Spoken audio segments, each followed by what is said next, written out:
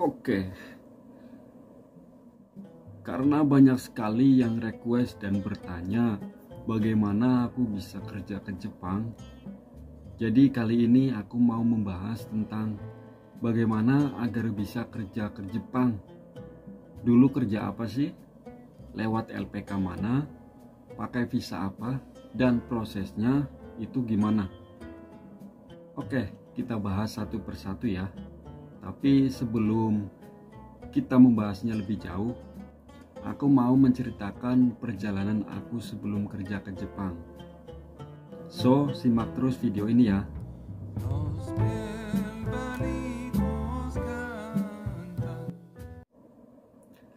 Hai, aku Tony. Gimana kabar kalian semua? Gimana? Masih jadi kaum rebahan? Masya Allah, mana masih muda lagi. Gimana masih scroll TikTok dan YouTube? Nyampe lupa waktu? Wah, bercanda cak. Oke, kita langsung aja ya. Langsung aja aku mau menceritakan perjuangan aku sebelum kerja ke Jepang. Jadi, sebelum aku kerja di Jepang, dahulu aku kerja di salah satu perusahaan di Indonesia yang bertempat di Cikarang. Aku kerja di perusahaan tersebut kurang lebih 3 tahun. Perusahaan tersebut pun masih dibilang perusahaan baru. Aku di situ bekerja sebagai operator press dan diangkat pindah bagian ke maintenance. Meskipun dalam hal sistem kontrak kerja gak ada kejelasan yang pasti. Nah, suatu ketika perusahaan tersebut merekrut karyawan baru yang background mereka adalah ex Jepang atau orang yang pernah kerja di Jepang. Ya, karena kita satu perusahaan, suatu ketika aku nongkrong bareng sama orang-orang ex Jepang yang isi obrolannya semua tentang Jepang. Karena aku penasaran, aku tanyalah ke mereka, gimana sih kerja ke Jepang? Dan mereka pun menjelaskannya. Sebenarnya jujur, aku nggak ada niatan sama sekali untuk kerja ke Jepang.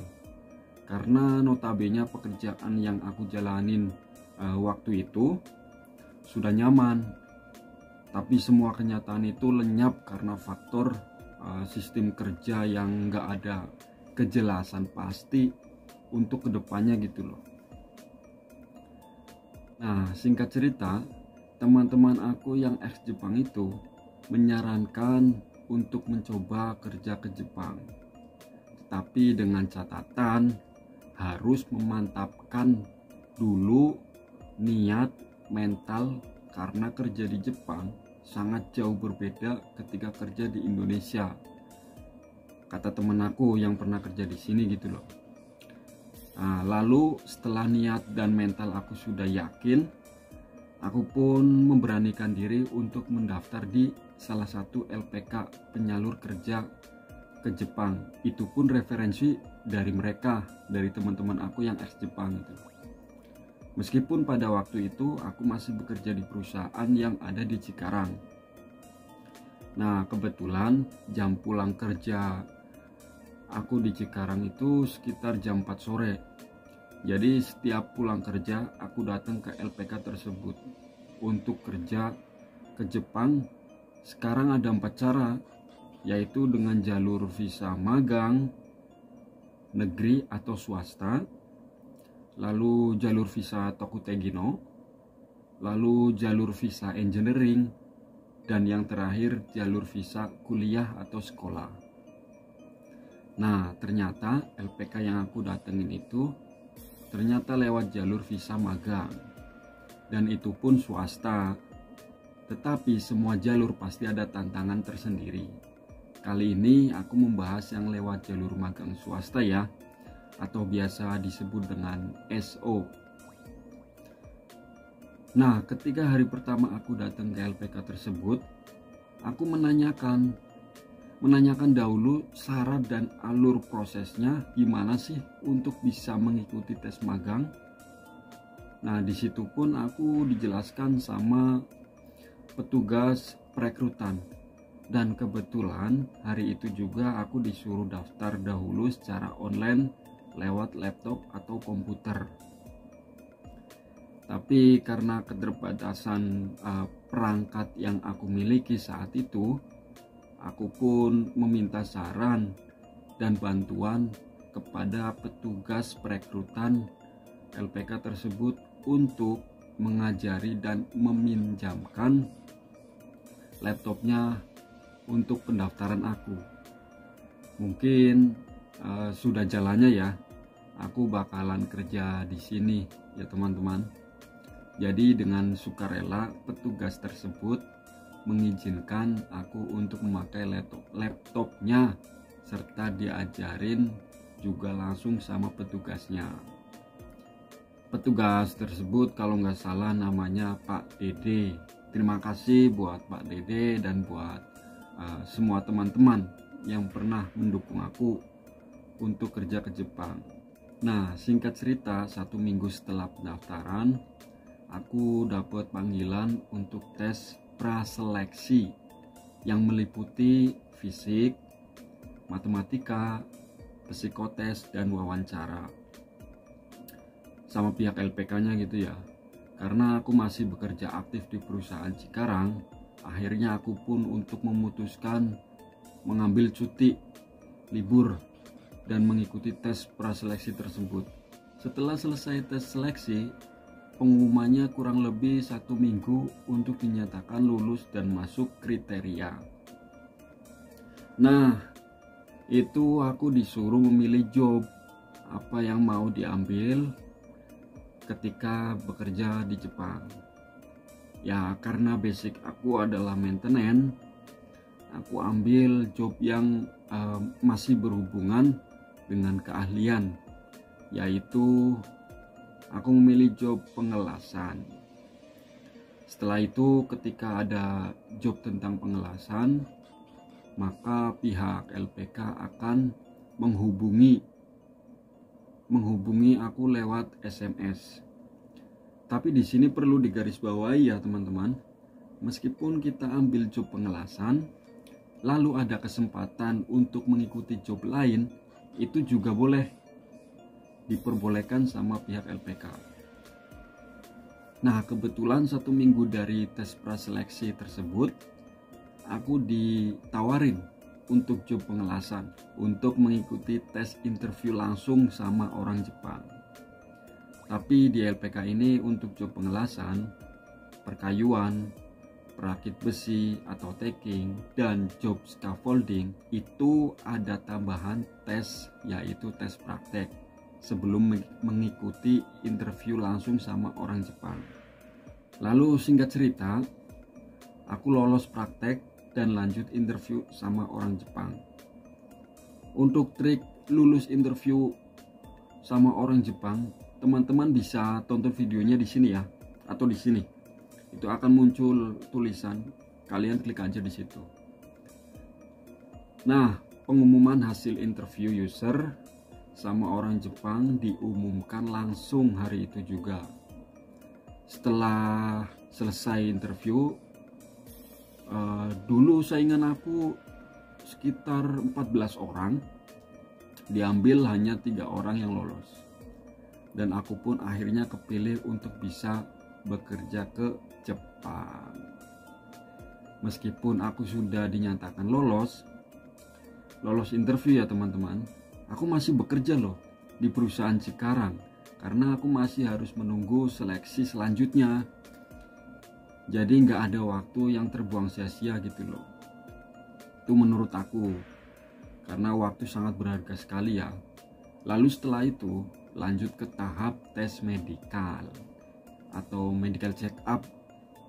Medical tersebut kita harus bayar dengan uang pribadi kita sebesar 1 jutaan. Kalau hasil medikalnya nggak ada masalah, ya hanya 1 juta yang kita bayarkan ke pihak rumah sakit. Tapi kalau ada rujukan penyakit lainnya, ya mungkin bisa lebih mahal. Bahkan kalau ada penyakit yang sekiranya tidak memungkinkan untuk lanjut bisa untuk lanjut kerja ke Jepang, ya mungkin bisa di cancel. Maka dari itu aku nggak mau gegabah ambil resiko untuk keluar kerja dari kerjaanku yang dulu. Tapi alhamdulillah aku nggak ada masalah. Nah, setelah semua beres, baru lanjut ke tahap pendidikan pembelajaran bahasa Jepang. Sebelum aku masuk ke pendidikan, 2 hari sebelumnya aku mengajukan resign dan keluar dari perusahaan yang ada di Cikarang. Karena ketika pendidikan kita tidak bisa pendidikan sambil bekerja, itu tidak bisa, harus fokus untuk pendidikan bahasa. Ketika aku mengajukan resign, dan disitu pun langsung gempar beritanya, aku yang dulu nggak ada kabar mau keluar kerja, tahu-tahu mengajukan resign dan mau pergi ke Jepang. Semua orang perusahaan pun kaget, dan beruntungnya aturan perusahaan tersebut gak ribet saat ada karyawannya ingin mengajukan resign, jadi aman.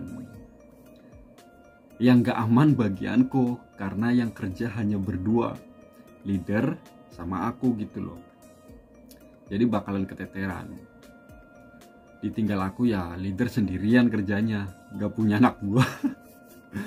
Aku merasa bersalah sekali sih, karena leaderku baik banget.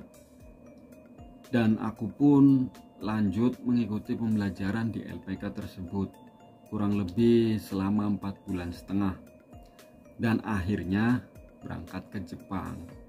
Tetapi lama atau tidaknya pembelajaran bahasa di LPK itu tergantung dari keadaan negara Jepangnya yang mengeluarkan surat izin tinggal teman-teman semua di sininya gitu loh.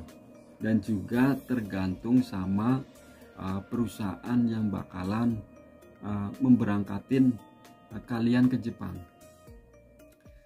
Sebelum terbang pun kita harus medical lagi tahap 2. Tapi di medical tahap 2 ini kita tidak mengeluarkan uang yang 1 juta.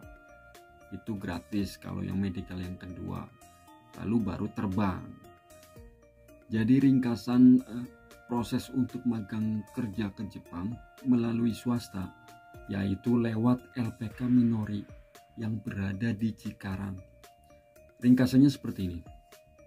Jadi pertama pendaftaran, tes praseleksi, lalu interview sama user Jepang, lalu medical check up, pendidikan bahasa, medical tahap kedua, lalu pemberkasan dan persiapan buat keberangkatan ya, lalu terbang. Oke, mungkin segitu dulu cerita perjalanan aku dan proses kerja ke Jepang melalui LPK Minori Cikarang. Aku ucapin terima kasih buat semua keluarga, teman-teman aku yang dulu mensupport, dan juga terima kasih buat teman-teman YouTube aku. Kalian semua, kalian emang luar biasa, bener. Bagi teman-teman yang sedang proses kerja ke Jepang, intinya mantepin niat dan selalu berdoa agar diberi kelancaran. Semangat, jangan sambat. Oke, segitu dulu dari aku. Kalau ada kritik saran, bisa tulis di kolom komentar atau bisa DM aku secara langsung di @aku_Tony. Oke, terima kasih ya. Bye, salam.